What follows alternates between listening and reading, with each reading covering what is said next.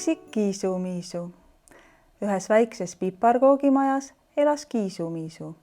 Ta oli väga üksik. Ta otsis sõpra. Tal oli naabriks põder, aga nad ei olnud kunagi sõbrad.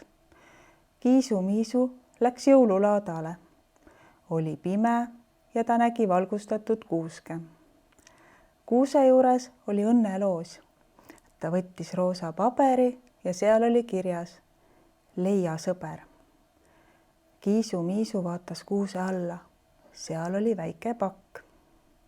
Ta tegi paki lahti. Seal oli sees väike kutsikas. Kiisu-Miisu tundis, et kutsikas ongi tema uus sõber.